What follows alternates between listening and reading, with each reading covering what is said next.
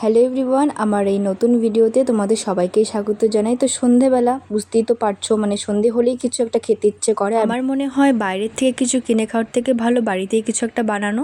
সন্ধে হলেই নতুন কিছু ট্রাই করার চেষ্টা করি, কিন্তু আজকে না একদম সিম্পল রেখেছি। তো দেখো, তোমাদের সাথে কথা বলতে বলতে কিন্তু আমার এদিকে রান্নাটাও প্রায় কমপ্লিটের দিকে। আমার জন্য বানাবো স্যান্ডউইচ আর দাদার জন্য বানাচ্ছি এগ টোস্ট।